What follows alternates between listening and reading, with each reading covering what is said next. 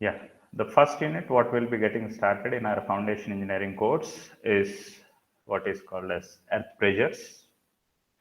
So let us clearly understand what does this earth pressure mean, in which cases we come across with this so-called earth pressures, and why is this earth pressure important in our geotechnical aspect, and what are the different states at which your earthen material or the soil is going to be existing, and how do we take into consideration of all those various effects. So let us try to understand each of those individual cases one by one.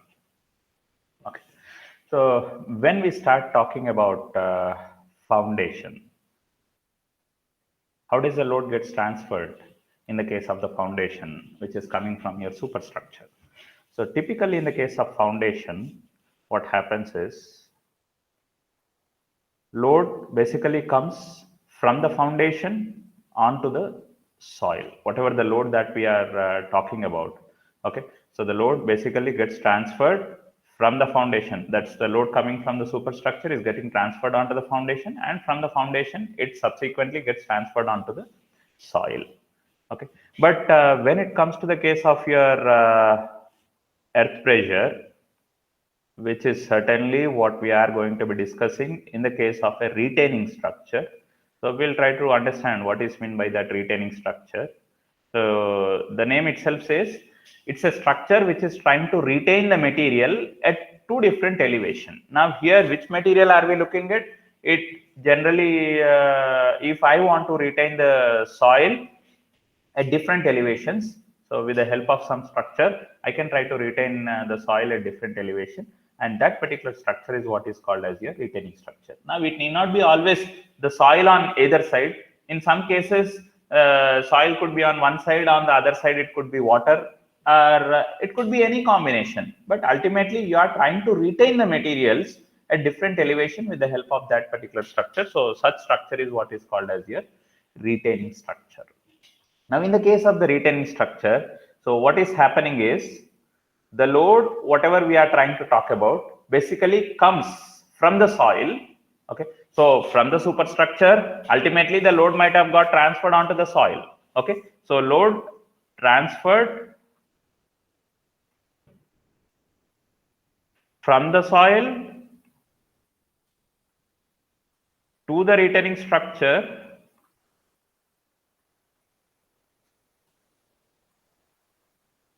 and from the retaining structure, it is subsequently getting transferred onto your soil again. So load starts from soil onto the structure, and from the structure, it ultimately gets transferred onto your soil again. Because ultimately, who is responsible for carrying the load? Whichever is coming from any sort of structure, it is your soil. Okay. So from where it is coming, it doesn't matter. So ultimately, it has to go finally get transferred onto your soil. So load is getting transferred from the soil onto the retaining structure, and from the retaining structure it should get transferred onto your soil again.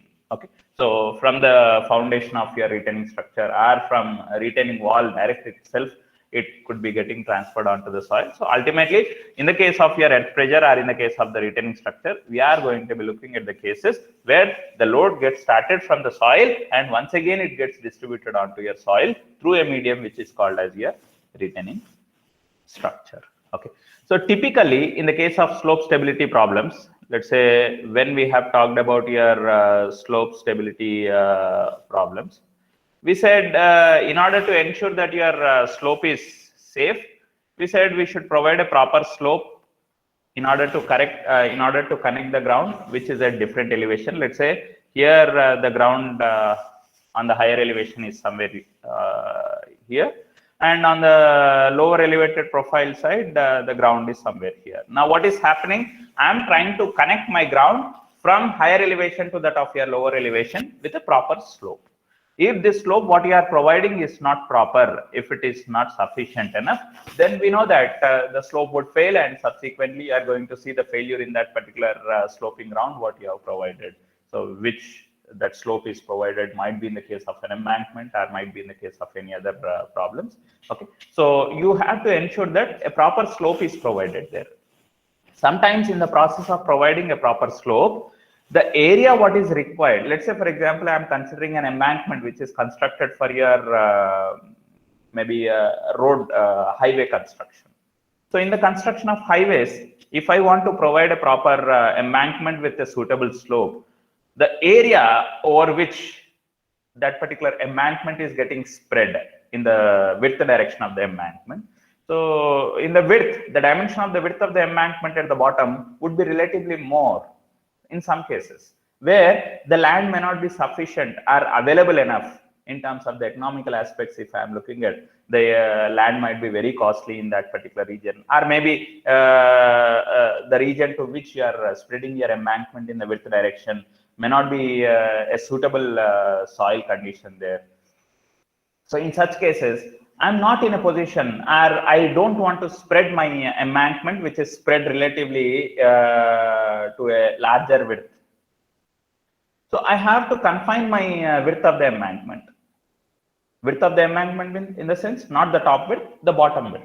So if I want to confine my bottom width of the embankment, then what should I do? I have to construct your embankment with a relatively steeper slopes. Maybe the embankment, I might be required to construct something like this, where the slope is relatively steep. This is a steeper slope. And if you are trying to provide this particular steeper slope in the ground or in the field, the slope may not be stable. The factor of safety of that particular slope might come out to be less than 1. But still, I want to go with that particular slope. Or even that steeper slope is also not possible in some case. I am required to provide what is called as a vertical slope. Now, is it possible to provide a vertical slope, or is it possible to provide such steeper slopes? In its natural way of construction, it's not possible. Natural way of construction in the sense, in the typical regular process that what we adopt, it's not possible to provide such steeper slopes or vertical slopes. So in such particular case, what I can think of doing is, I can try to connect this higher elevated ground with a lower elevated ground by means of a structure. Okay, typically by means of a structure which we are calling it as here retaining structure. Okay, this structure is what we call it as retaining structure. So where you have the ground on a higher elevated side onto one side, lower elevation onto the other side. So you are trying to connect the ground with different elevations on either side of that particular structure. So that particular structure is what is called as a retaining structure. Now, what is this retaining structure doing? It is trying to retain the material at different elevations on either side.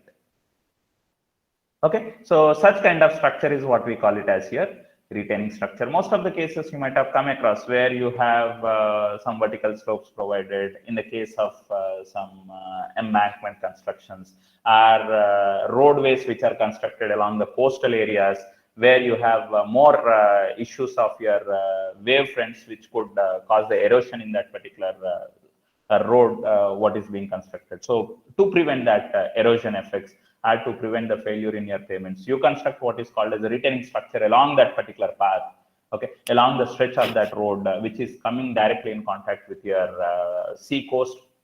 Okay, so where what is the purpose of that structure there? It tries to ensure that the waves which are coming and hitting this retaining structure cannot allow the water to subsequently pass on to the other side, and the wave forces can be taken only by the retaining structure, and there will not be any effect of that waves or wave forces onto the other side of the pavement which is existing there. That's how you can ensure the stability and the safety of the road or the soil on the other side of that particular retaining structure.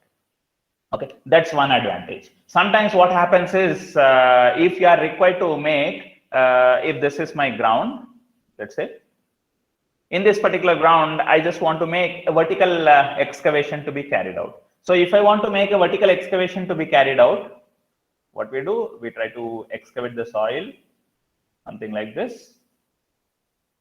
And this is your ground, this is the ground, and this is a pit or an open excavation what you have carried out. Okay, so this is the open excavation what you are trying to carry out in your field. Now, in the process of carrying out the open excavation, what has happened is the bottom of the open excavation you are trying to maintain here. Now, can the slope of that excavated ground be stable? Is it possible? It may not be possible because the soil here might exert some pressure, and because of which the soil particles or the soil might get collapsed, and you would see the failing of the soil into that particular open excavation what you have carried out. So in order to prevent the failure in such open excavations, you are going to provide a kind of a sheet pile which is anchored into the ground, or maybe on the other side also you provide what is called as a sheet pile which is driven into the ground relatively into the deeper depth below the bottom of your excavation. And we either try to provide what is called as anchors, so that no, your sheet piles are not getting failed. Why does the sheet piles get failed? Because the surrounding soil will exert the pressure on that sheet pile, because of which the sheet pile will start rotating and subsequently failing, due to which the soil on the higher elevated side will subsequently get collapsed into your lower elevated side. That's nothing but your open excavated region. So to prevent that, you try to drive sometimes what is called as anchors, which is nothing but your reinforcing bars in through that sheet pile, so that now your sheet pile acts like a retaining structure here, because it is trying to retain the soil on the higher elevated side, preventing the movement of the soil which is there on the higher elevated side towards your lower elevated side. Okay, that's how you can try to ensure the safety of such open excavation. And such sheet piles, what you are trying to provide, can be what is called as your retaining structure in this particular case. Sometimes you might be simply providing the sheet piles which are driven into the ground, which acts like the support, and you might be providing what is called as bracings in between. Bracings are nothing but the horizontal members which are giving the stability to your so-called sheet piles which are driven into the ground. And those bracings will not allow your sheet pile to have any displacement in its position, and that's how it keeps your structure relatively stable. Okay. So that's all about what is called as your retaining structure. So hope you have understood what is meant by a retaining structure. The purpose of that retaining structure or retaining wall, it acts like a wall, preventing the movement of the soil or anything else from the higher elevated position to that of your lower elevated position. And such kind of structure is what we are calling it as your retaining structure. And when you are trying to provide this so-called retaining structure, the soil, what is adjacent to that retaining structure, would be exerting some pressure on that retaining structure. Why does the soil exert some pressure on the retaining structure? Let's say, for example, I am looking at a retaining structure which is something like this, and the soil on the lower elevated side, it's something like this. Okay, this is my retaining wall which I am trying to look at. The soil element which is on the higher elevated side of the retaining wall. Now, if I am trying to look at a soil element, let's say soil element A. Now, this particular soil element, what I am looking at, will be subjected to some state of stress. Let's say the soil element, what I am looking at, has been chosen at a depth of something Z meters below the ground surface. And the unit weight of the soil is gamma. And let me consider the condition of the water table. Let's say the water table is somewhere here. This is the position of water table. And from the water table, the chosen element A is at a depth of something small h. I know the position of the element what I have chosen, which is adjacent, immediately adjacent to your retaining structure what I am looking at. Okay. So the position of your element is at a depth of Z meters below the ground surface in the sense from the higher elevated side I am looking at. And you have the water table. From the water table, the element what you have chosen is at a depth of h. The unit weight of soil above the water table is something gamma, and below the water table is gamma sat. That's the saturated unit weight of the soil what I am referring to. And with this idea, let me understand what could be the state at which that particular soil element that I am looking at. Because when you are going to be talking about in the concept of earth pressures,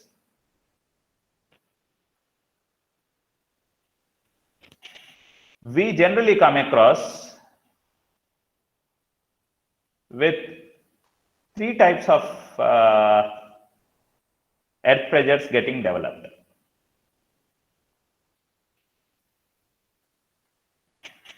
Okay, three different types of cases of earth pressures what we come across with.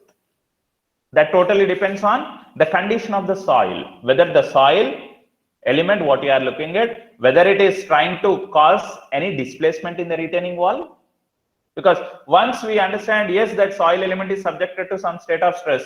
Now, what is that soil element does? It tries to, obviously, when there is some stress acting on that soil element in the horizontal direction. Now, what is that horizontal stress on the soil element does? It tries to adjust, it tries to push the adjacent soil grains. And in the process, let's say, for example, if this soil element, what I am looking at, is chosen immediately adjacent to this retaining wall.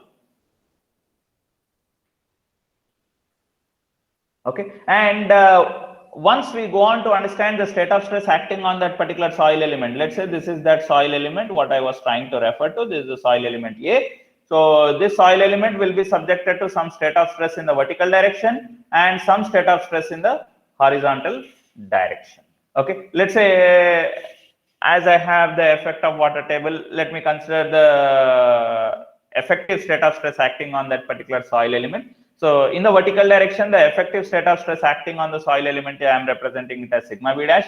In the horizontal direction, I am representing it as, let's say, sigma H dash. Sigma H dash indicates your horizontal effective stress acting on that soil element, and sigma V dash indicates your vertical effective stress acting on that particular soil element. Now, that so-called horizontal effective stress, what was getting developed on the soil element, which is immediately adjacent to the position of your retaining wall, what does it does? It exerts a pressure on the retaining wall in that horizontal direction. And that stress, what is being exerted on the retaining wall in the horizontal direction, is nothing but the amount of horizontal stress what that soil element has been subjected to. And that pressure, that stress, what is being exerted by that soil element on the retaining structure in the horizontal direction is what we are calling it as your earth pressure. Pressure exerted by the earthen material on your retaining structure is what is called as your earth pressure. Okay, and we come across with three different cases of earth pressures depending on the state at which your retaining structure existing. In case if the retaining structure, because of the pressure exerted by the soil on the retaining wall, if the retaining wall is not having any displacement in its position, the retaining wall is not trying to move in any direction, it's firm in its own position. So such case is what is called as at rest condition. I repeat, the retaining wall is not moving towards the higher elevated soil or towards the lower elevated soil. It is firmly in its own position. It means the retaining wall is in stationary condition. So that particular state at which the pressure exerted by the soil on the retaining wall is what is called as your at rest earth pressure. And the other types is what is called as your active state earth pressure, and the third type is what is called as your passive state earth pressure. Now, what is meant by active state earth pressure means when your retaining wall is moving away from the soil element what you are looking at. I repeat, when the retaining wall is moving away from the position of the soil element what you are looking at. Okay, such state or such condition of the soil which is exerting some pressure on the retaining wall, because of which the retaining wall is moving away from its position, that is what we call it as your active earth pressure. The state at which that particular retaining wall is existing is what is called as active state, and the subsequent pressure exerted by the soil on the retaining wall is what is called as your active earth pressure.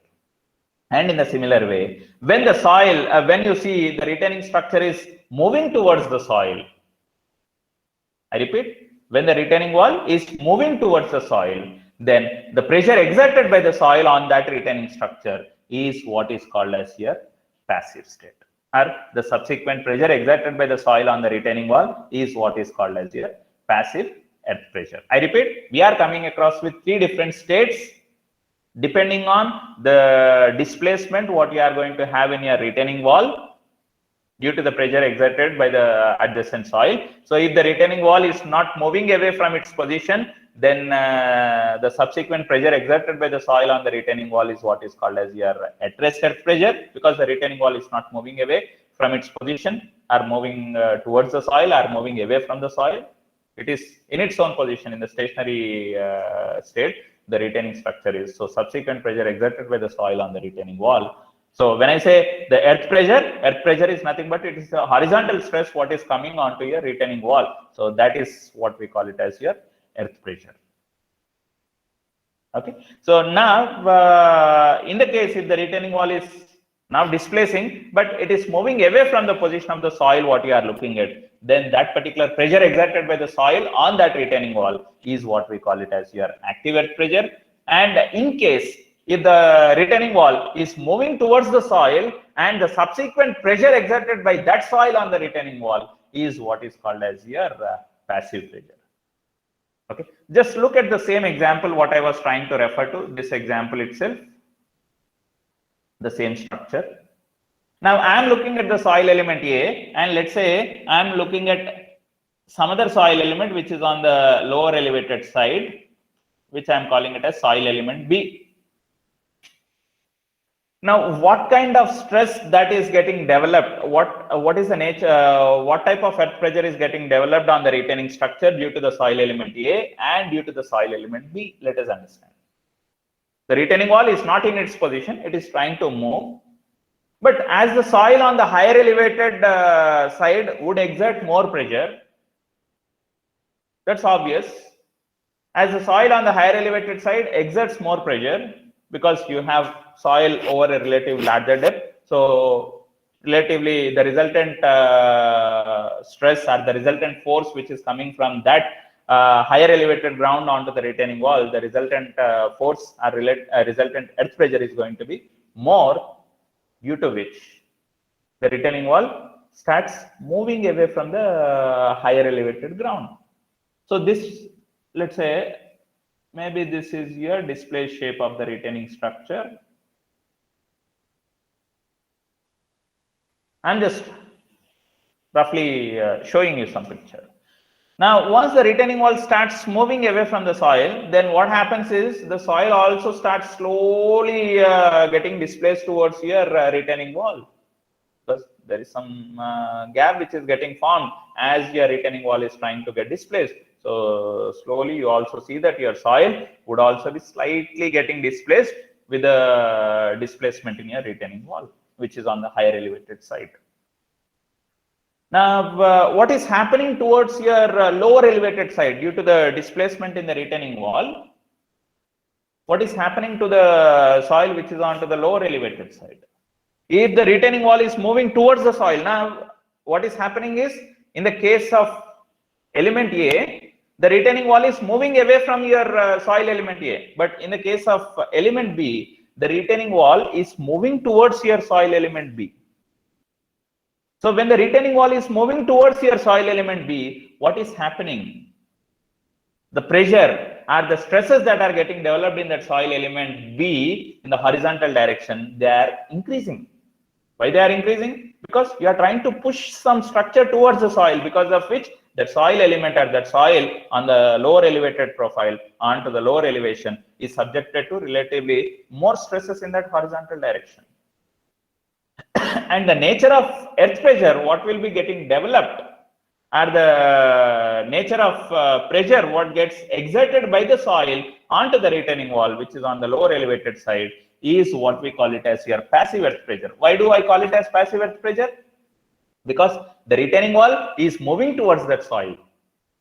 So the nature of earth pressure, or that particular earth pressure what we are going to be looking at in the case of your element B, is what I can call it as your passive earth pressure. That so-called horizontal stress what was getting developed on your soil element B, which I am calling it as your passive earth pressure, because the retaining wall is moving towards your soil.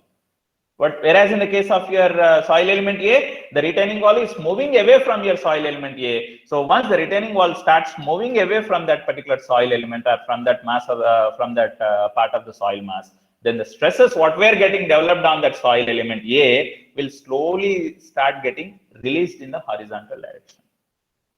The amount of horizontal stress what was getting developed on that soil element slowly starts getting released.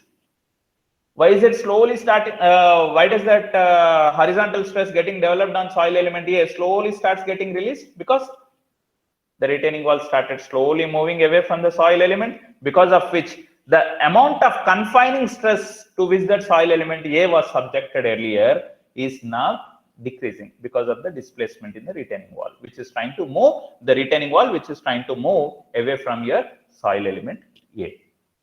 And once the retaining wall is moving away from the soil element A, the amount of confining stress or the horizontal stress which was getting developed on that soil element earlier is now slowly getting released because of the displacement in your retaining structure. And that's how what is happening is the stress what was getting developed in your soil element in the horizontal direction slowly starts getting decreasing, resulting in what is called as your failure of the soil. And subsequently, the stresses that are getting developed in the soil element in the horizontal direction slowly starts increasing, and at some point, it could result into the failure of the soil element B.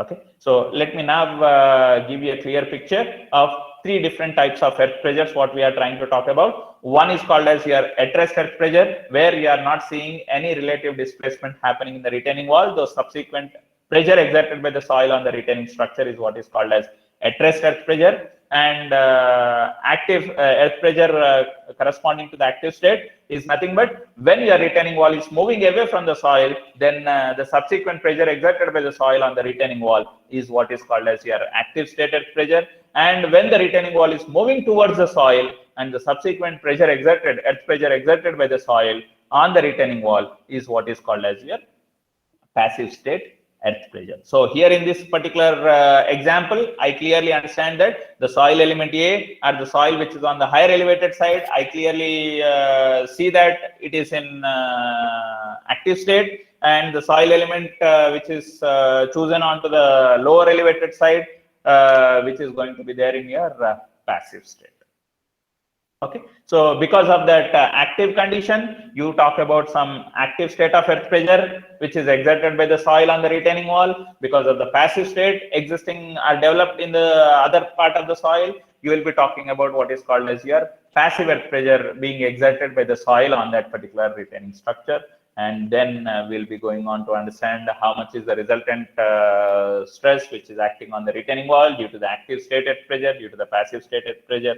And then we go on to design your retaining wall, understanding or the retaining structure, understanding what is the total resultant force acting on the retaining wall, where is the position of that total resultant force acting, and that's how accordingly we go on to design your retaining structure. Okay, so let's now quickly go on to understand how do we calculate the stresses in the ground, okay, which we have already learned in our previous course, but quickly we'll just try to have a look at how do we calculate the stresses in your soil element, whatever I am going to be looking at. Okay, in the vertical direction, we'll first try to understand. Then once we know how to calculate the stresses in that soil element or the soil which is there at any particular depth. Okay, so first in the vertical direction, I'll subsequently calculate that amount of stress, and then we go on to calculate how much is the amount of horizontal stress that is getting developed on that particular soil element. Because due to that vertical stress, some proportionate of horizontal stresses would also be subsequently getting developed in the form of what is called as confining pressures.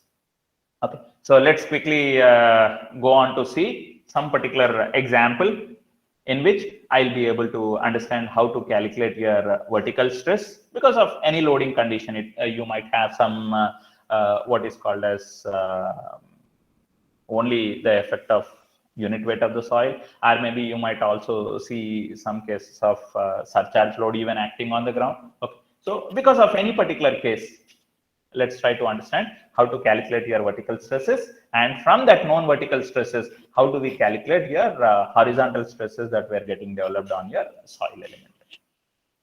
So let me start with your at rest condition.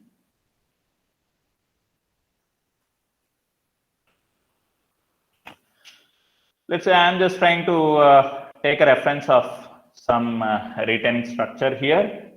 This is my ground. This is the retaining structure. Let's say I'm just considering a thin plate, which I am replicating it as your retaining wall or the retaining structure, which is acting like your retaining structure in this particular case. Maybe this could be a sheet pile. I'm just trying to look at a soil element which is adjacent to this particular thin plate or the sheet pile. I want to understand how much is the state of stress or what are the stresses that are getting developed on that particular soil element. And now here we have certain assumptions which we should understand when we are trying to talk about this earth pressures.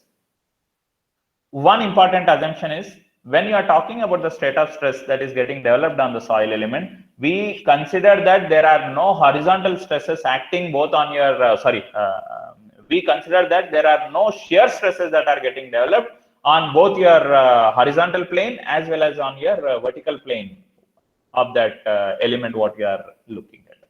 So when we say there are no shear stresses getting developed, we are considering that there are no shear stresses what are getting developed. So we are looking at only the case of what is called as here normal stresses getting developed on both the planes of the chosen soil element. Let's say this is my soil element, what I am looking at. On this plane as well as on the other plane. Okay, so both on the horizontal plane on which you have your vertical stress and on the vertical plane on which you have your horizontal stress, on both the planes you are considering only the normal stresses to be acting. There are no shear stresses which are getting developed. So once I start talking about there are only some normal stresses which are getting developed, that normal stress, let me indicate it as your sigma v, which we call it as your vertical stress, and the horizontal stress on the vertical plane is nothing but I am indicating it as your sigma h. Let's say I even have the effect of water table. This is the position of water table, and the chosen element is there at a depth of z meters below the ground surface, and from the position of water table it is at a depth of something, let's say small h. And now I just want to understand what is the state of stress getting developed on that particular soil element. So in terms of the effective stresses, I'm just trying to calculate the state of stress acting on that particular soil element. So we know how to calculate your sigma v dash value. What we have not learned in our previous course or from our previous learning, we know how to calculate what is sigma v dash, but we do not know how to calculate sigma h dash. That's a horizontal stress which was getting developed on the soil element, or the horizontal effective stress which was getting developed on the soil element, in fact is not known to us how to calculate. But we know how to calculate sigma v dash. How do we calculate sigma v dash? Sigma v dash, we go on to calculate taking into consideration of the effect of your self weight of the soil and as well as any of the superstructural load which is acting on the ground.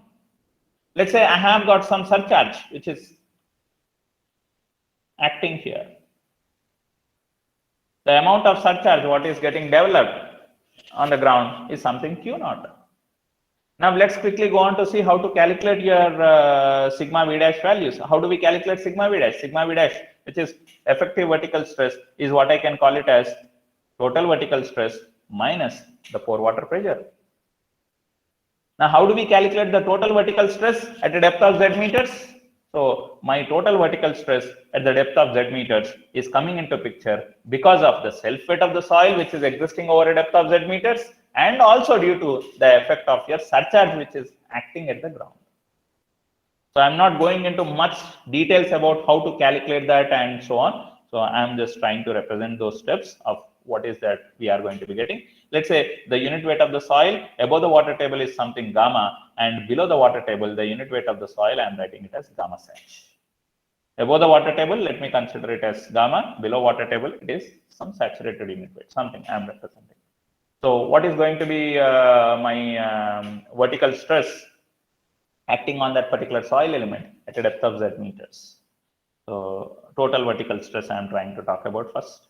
So it's nothing but gamma is the unit weight of the soil which is existing over a depth of, let's say this is what I am writing it as Z1, where this Z1 is nothing but Z minus H. So here the Z1 value what we have represented is nothing but Z minus H. Okay. So gamma into Z1 is due to the depth of the soil strata, which is Z1 meters, and due to the next H meters depth of the soil strata, my total stress what I am going to be coming across is nothing but gamma sach into H. This total gives me what is your total vertical stress at a depth of Z meters below the ground surface minus the amount of pore water pressure. So water table is from the position of water table, the depth at which you are calculating your vertical stress is H meters. So unit weight of water gamma W into H. This gives me what is your effective vertical stress at a depth of Z meters below the ground surface. Okay, so you are calculating what is your effective vertical stress at a depth of Z meters below the ground surface. So once you know, your vertical stress what you have calculated at the depth of Z meters, the expression what I have represented is only due to the self weight of the soil. I have not represented anything with respect to your surcharge. So due to the effect of surcharge, an additional surcharge stress, which is nothing but Q naught stress, is also coming into picture in the case of your vertical stress what you are trying to talk about. Okay, so this much in total is going to be your sigma V value, and gamma W into H is what is your pore water pressure. So sigma V minus pore water pressure gives you what is your effective vertical stress, and once you know your effective vertical stress, we go on to now subsequently define how to calculate what is called as your effective horizontal stress. Okay, so the effective horizontal stress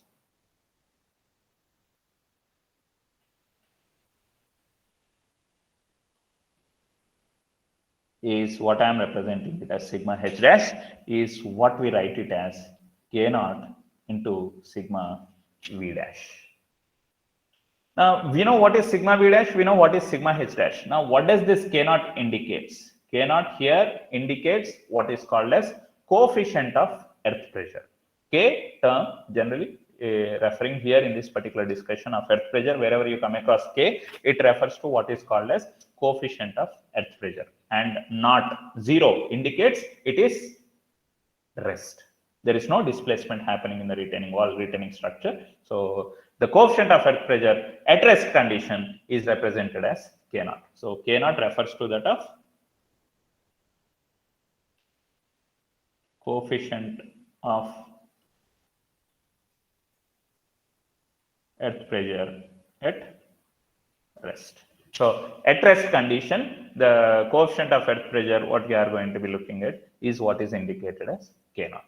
Now this horizontal effective stress what you want to calculate, which is getting developed in that soil element, is the other way represented in terms of once again the vertical effective stress only. Okay, so sigma H dash is basically a function of your sigma V dash only, but it is related by a parameter what is called as coefficient of earth pressure corresponding to that particular state of condition. So here the state of condition or the state of earth pressure, state of retaining wall is at rest condition. So your the subsequent earth pressure what you are talking about is your at rest earth pressure. So subsequent coefficient of earth pressure here we are calling it as coefficient of earth pressure at rest. So your sigma H dash, what I want to calculate is nothing but it is given as K naught into sigma V dash. Okay, and this expression for K naught. Okay, so the sigma H dash, what we are writing it as K naught into sigma V dash.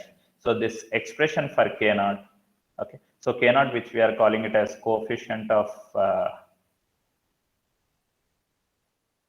earth pressure at rest condition. Okay, and this expression for K naught is given by a geotechnical engineer called as Jackie. Okay, Jackie is basically a geotechnical engineer who went on to perform various experiments on the condition of the soil, which is in rest condition. Then the subsequent expression for K naught is given by Jackie as K naught is equal to 1 minus sine phi dash. If you are looking at the drain condition of the soil, then we consider what is called as your effective shear strength parameters. If it is an undrained condition, if you are looking in terms of the total stress condition, then your K naught will be represented in terms of your total stress condition or total shear strength parameters of the soil. That's nothing but we'll be writing K naught as 1 minus sine phi. We'll not be using phi dash there because you will be talking in terms of your total stress parameters. Okay.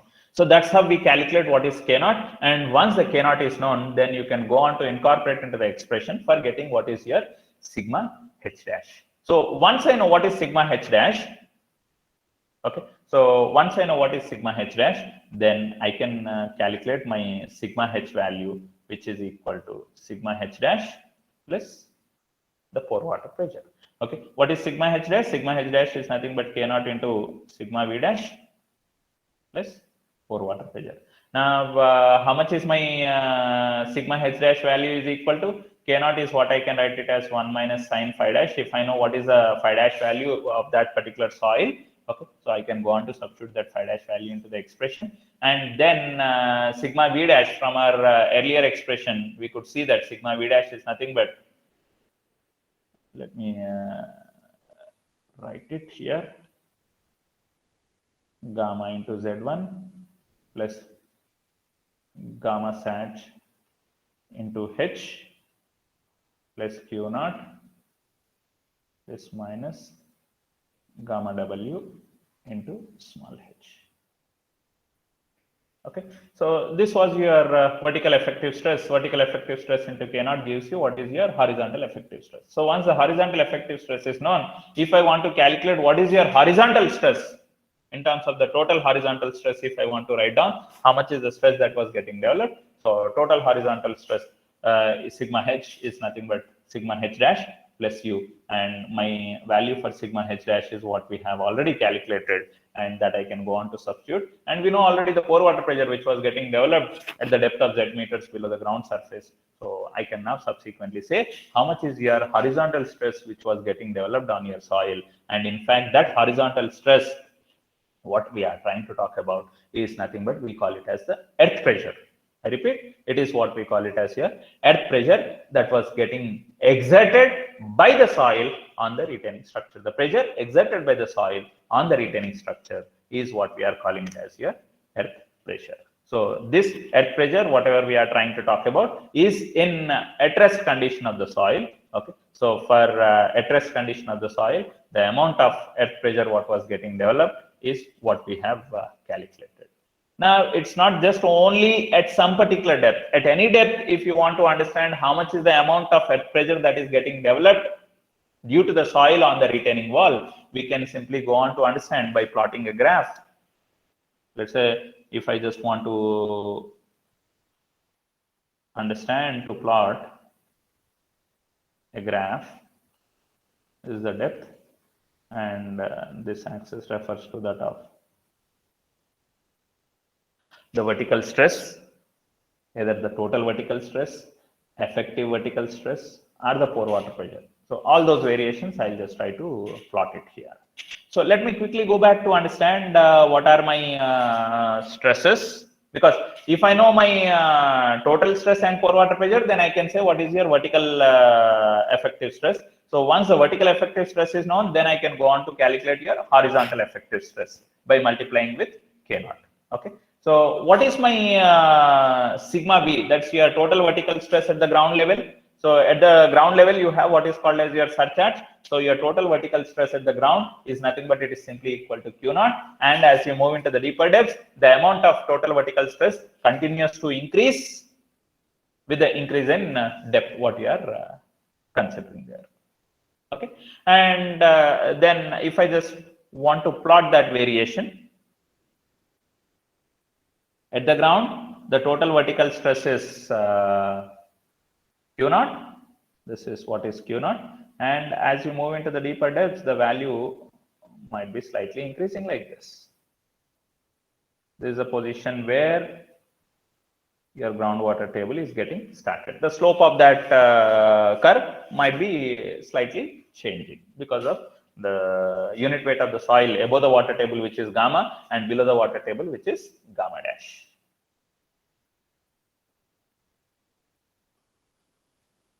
Yeah, so this is the curve for sigma V.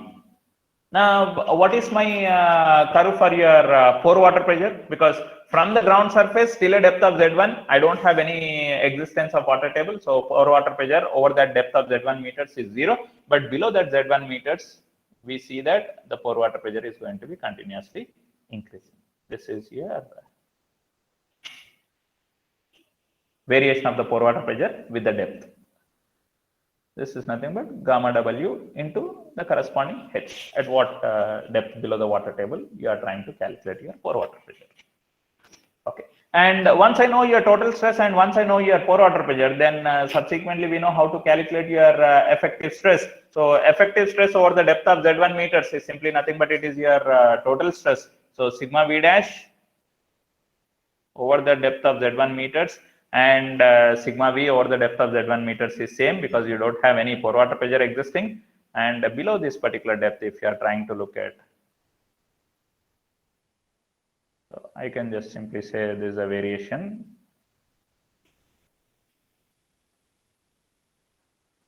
How your sigma V dash is varying with the depth. So once we know how your sigma V dash is varying with the depth, then we can subsequently go on to understand how your sigma H dash is varying with the depth. I repeat, how your sigma H dash is going to be varying with the depth. So how do we understand how your sigma H dash is varying with the depth? So sigma H dash is nothing but K naught into sigma V dash. So if I know my K naught value, then K naught, if I multiply it with your respective sigma V dash value at different depths, then I'll be getting your sigma H dash value. Okay. So then what I'll be having is everywhere your so-called sigma H dash, if you are trying to calculate, is multiplied with your K naught parameter in terms of your sigma V dash. And if you look at your expression for K naught, we said K naught is nothing but it is 1 minus sine phi dash. For all values of phi varying in between 0 to anything, if it is 0, then only your K naught is nothing but it is equal to 1. Phi value, if it is equal to 0 for that particular soil, K naught value is equal to 1. And once the K naught value is equal to 1, we say horizontal effective stress and the vertical effective stress getting developed on the soil element in the case of at rest condition is same. But for any other phi value which is greater than 0, K naught is going to be less than 1 and your horizontal effective stress will be less than that of your vertical effective stress. So in such case, if you want to plot the variation of your earth pressure,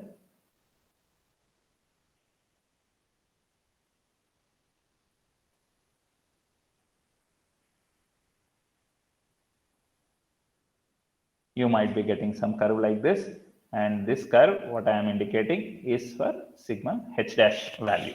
So for different sigma H dash, which we are getting for different depths, if you plot a graph, you'll be having the graph like this. The variation of your horizontal effective stress with the depth. How is it varying on the retaining wall? So I have just plotted.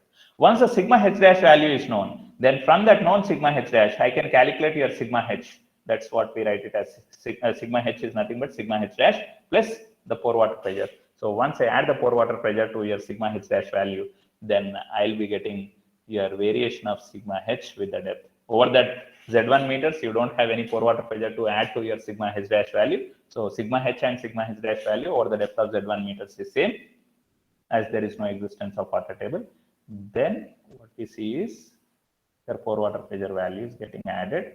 So subsequent, this curve is telling you how your total horizontal stress is varying with the depth. So that's how you can go on to understand how to plot the variation or how to understand the variation of your earth pressure being exerted by the soil on the retaining wall when the retaining structure is in rest condition.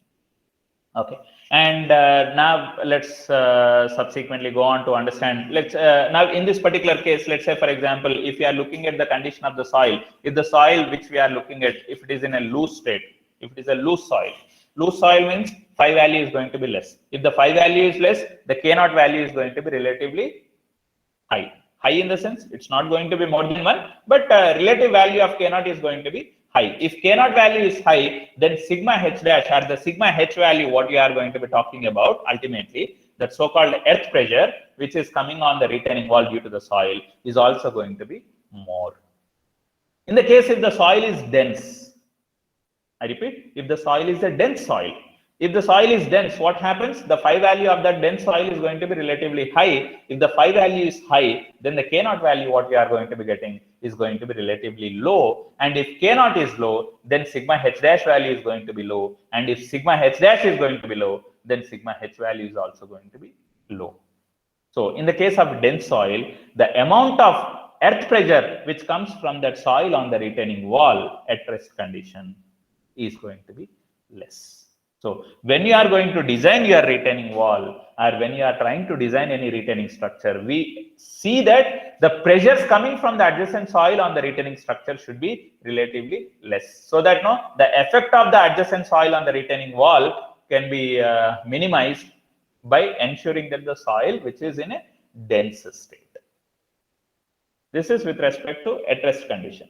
The same thing when we start talking about active state also, the similar fundamentals are understood, which we'll try to come across by looking. Ultimately, the variation between active state, passive state to that of at rest condition, if I want to mathematically go on to see how the variation of your active earth pressure is varying with the depth, passive earth pressure is varying with the depth, at rest pressure, at rest earth pressure varying with the depth. How is it varying means? General relation between horizontal effective stress to vertical effective stress is going to be same in all the cases, but the subsequent coefficient of earth pressure what you are using in the case of at rest condition is k naught.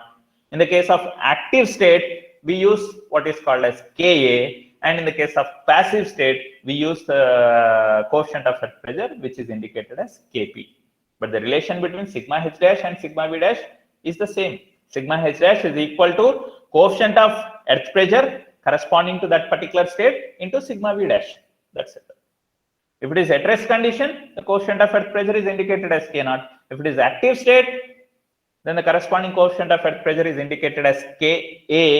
And if it is a passive state, what we are talking about, then coefficient of earth pressure, what we are referring to there is Kp. Okay, so once we know what is the coefficient of earth pressure corresponding to the active state or passive state or at rest condition of the soil, then we go on to substitute into that expression to get what is your horizontal effective stress. Once the horizontal effective stress is known, then I can go on to calculate your horizontal total stress, which is in fact we are calling it as your earth pressure for that corresponding state of stress. Okay, earth pressure under at rest condition, or earth pressure under active state condition, or earth pressure under a passive state condition. And if we even subsequently understand the k naught, there are various other empirical relations also, like say in the case of for over consolidated soils, we'll not be directly using the same k naught expression what is given by Jackie. Rather, we calculate the k naught value in the case of the over consolidated soils as k naught what is that we have got in the case of normally consolidated soils, typically which is calculated from your expression which is given by Jackie, into over consolidation ratio to the power n. Here n is approximately what is equal to 0.5, and when we talk about over consolidation ratio value for over consolidated soils is obviously greater than 1. So if you know the over consolidation ratio value of the soil, you can go on to substitute that, and approximately this n value is what we have as something 0.5. Then if you know the k naught value under the normally consolidated condition of the soil, then you can subsequently go on to calculate the k naught value under over consolidated condition of your soil. Okay. And that subsequent expression what is given by Jackie That is nothing but k naught is equal to 1 minus sine phi or 1 minus sine phi dash. This is applicable for your normally consolidated soils.